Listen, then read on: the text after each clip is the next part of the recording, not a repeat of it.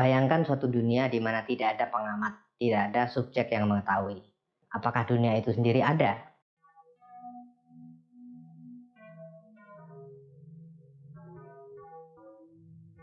Halo, ketemu lagi dengan saya di channel ini. Kali ini kita akan membahas persoalan epistemologi. Epistemologi adalah suatu kajian dalam filsafat yang utamanya adalah mencari pengertian dari pengetahuan, asal-usulnya, penyebabnya, dan cara bekerjanya. Bagi para pelajar filsafat di Indonesia, epistemologi biasanya dikaitkan dengan suatu pertanyaan pokok yang biasanya dirumuskan dalam bentuk apakah syarat-syarat dari pengetahuan kita, atau dalam bentuk lainnya seperti yang dinyatakan oleh Immanuel Kant, bagaimana pengetahuan kita mungkin. Pertanyaan ini berusaha mencari tahu apakah landasan dari pengetahuan kita yang kita klaim sebagai sesuatu yang didasarkan pada entah itu pengalaman, entah itu rasionalitas kita, atau sumber-sumber lainnya. Immanuel Kant, seorang filsuf dari Jerman, mempertanyakan persoalan itu karena dia tidak puas dengan jawaban sementara ini. Untuk memahami makna dari pertanyaan Kant itu, kita perlu memahami dulu konteks dari pemikirannya. Pemikiran Kant muncul dari suatu perdebatan dalam filsafat modern sekitar abad ke-18, peralihan ke abad 19, khususnya berkenaan dengan sumber pengetahuan kita. Ada sebagian pemikir yang disebut sebagai kaum rasionalis yang berpendapat bahwa pengetahuan kita itu berasal dari pengetahuan yang sifatnya rasional belaka. Seorang filsuf seperti Descartes atau Spinoza atau Leibniz biasanya dikaitkan dengan paham ini. Mereka percaya bahwa pengetahuan itu sepenuhnya didasarkan pada rasio, pada nalar. Di dalam matematika kita tidak perlu mengetahui kenyataan empiris di luar kita untuk sampai pada satu kesimpulan tentang masalah-masalah matematis. Kita cukup mengandalkan pengetahuan rasional kita yang murni berasal dari apa yang disebut sebagai lumen naturale atau suatu cahaya alami yang turun dalam benak kita berdasarkan rasio. Contoh lain dari pengetahuan yang sepenuhnya rasional adalah pengetahuan logika. Filsuf seperti Leibniz percaya betul bahwa logika itulah kunci dari segala macam ilmu pengetahuan.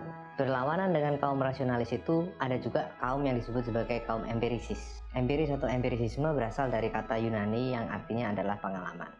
Menurut kaum empirisis seperti David Hume atau John Locke, pengetahuan kita didasarkan sepenuhnya pada pengalaman indrawi.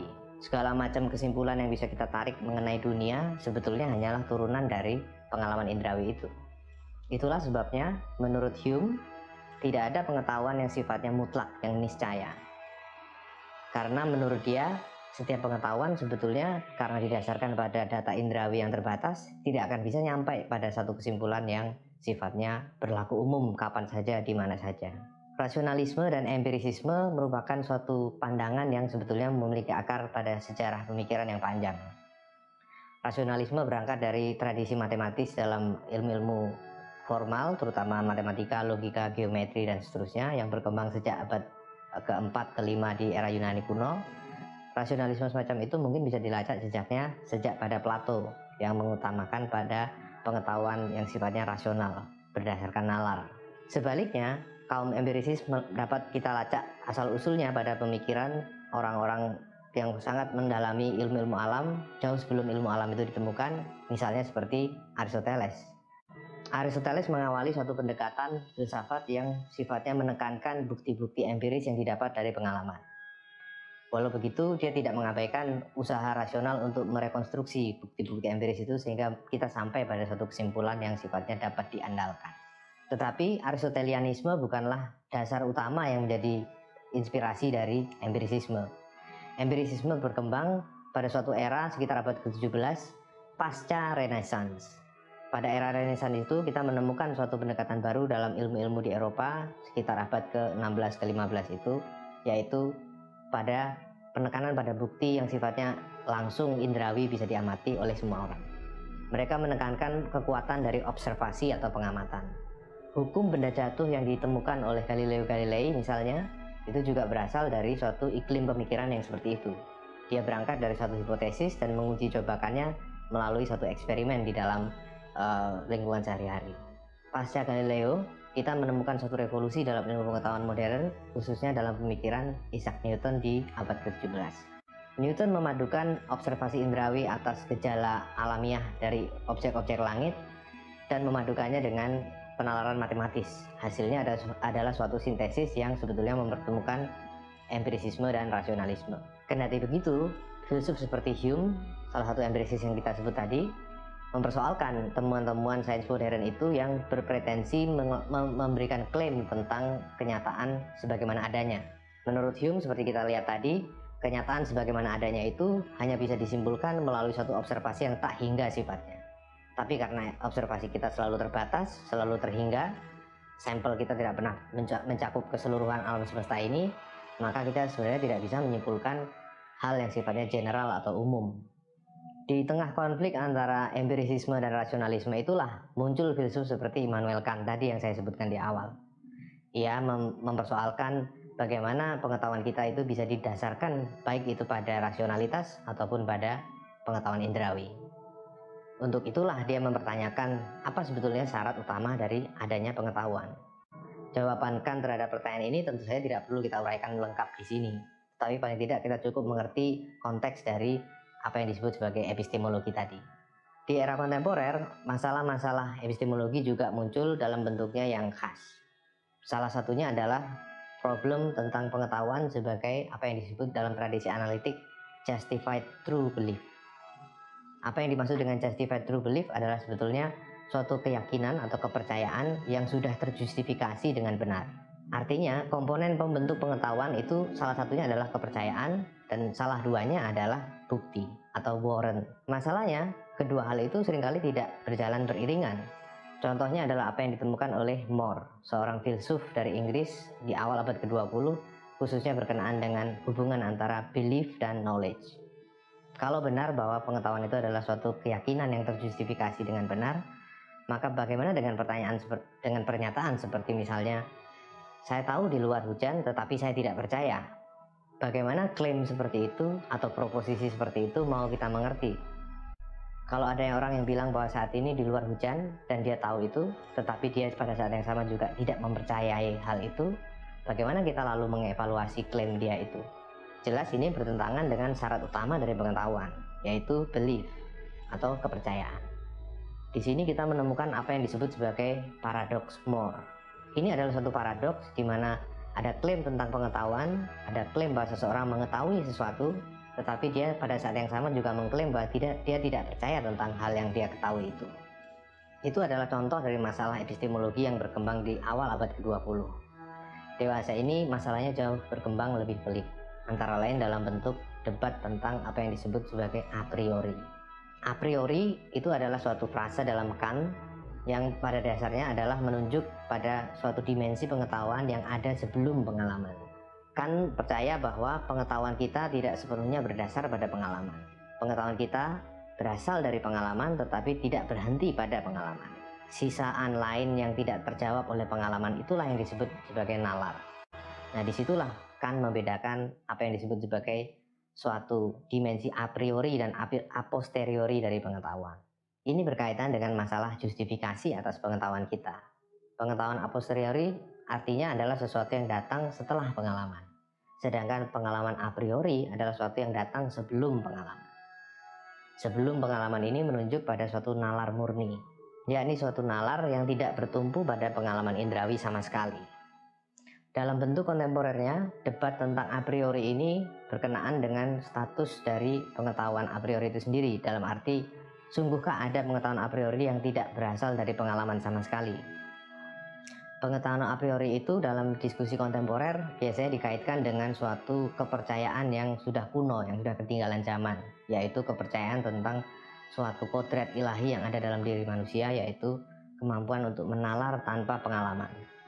Ini adalah suatu kepercayaan yang telah banyak ditinggalkan berkat kemajuan sains modern, di mana semuanya bisa ditemukan berdasarkan fakta indrawi.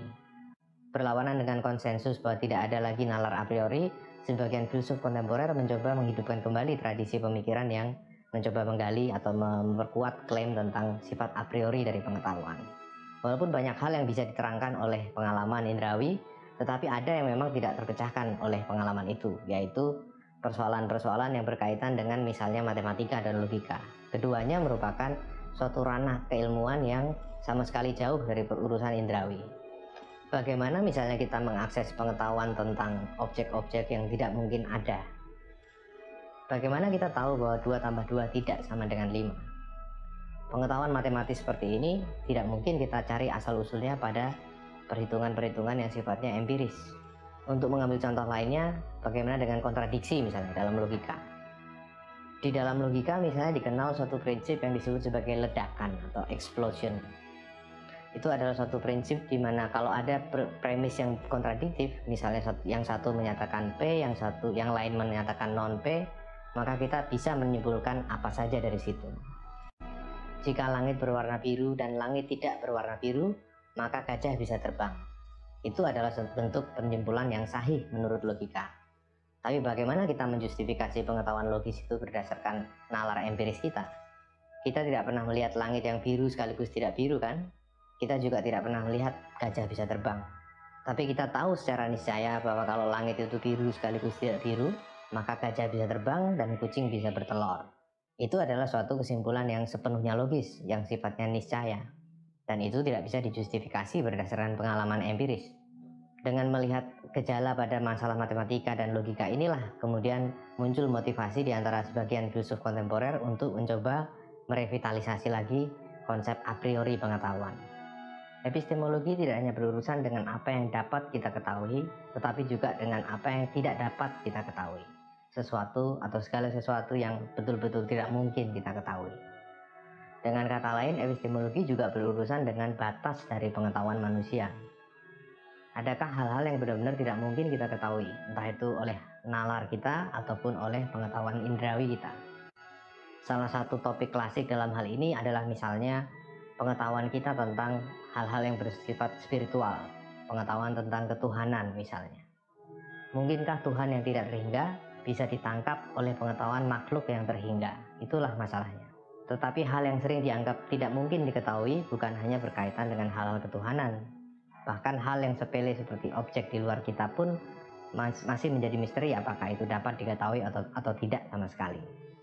Bagaimana kita memastikan bahwa memang ada objek di luar diri kita? Kita mendasarkannya pada pengetahuan yang sifatnya subjektif, selalu berakar pada pengetahuan kita sendiri. Keberadaan objek di luar diri kita kan merupakan suatu kesimpulan dari pengetahuan yang berada di dalam diri kita. Lalu bagaimana kita bisa tahu pasti bahwa objek itu sungguh-sungguh ada terlepas dari pengetahuan kita? Andaikan tidak ada subjek yang mengetahui, apakah objek yang diketahui itu ada? Bayangkan suatu dunia di mana tidak ada pengamat, tidak ada subjek yang mengetahui. Apakah dunia itu sendiri ada? Hal ini berkaitan juga dengan kesimpulan kita mengenai bukan hanya objek-objek dalam arti benda, tetapi juga orang lain. Apakah sungguh ada orang lain di luar diriku sendiri? Keberadaan orang di luar kita kan kita simpulkan dari pengetahuan kita sendiri. Kita simpulkan dari sensasi yang kita terima ketika kita seperti merasa berinteraksi dengan orang lain. Kita belum tentu tahu sebetulnya apakah ada atau tidak ada orang lain di luar kita. Inilah pandangan yang disebut sebagai solipsisme. Salah satu pandangan yang berkembang antara lain dalam pemikiran Descartes, yaitu suatu pandangan bahwa tidak ada objek di luar kita yang betul-betul bisa kita ketahui keberadaannya. Tantangan bagi para pengkaji epistemologi adalah antara lain membuktikan bahwa dunia di luar kita ini ada dan kita bisa mengetahuinya dan kita bisa memberikan bukti pengetahuan bagi keberadaan objek-objek itu. Termasuk diantaranya adalah keberadaan pikiran yang lain atau orang lain. Di sini juga kita melihat keterkaitan antara epistemologi dan masalah metafisika. Karena kita tahu bahwa keberadaan objek di luar kita sebetulnya adalah masalah metafisika, tetapi cara kita untuk sampai pada kesimpulan tentang objek di luar kita itu adalah persoalan epistemologi.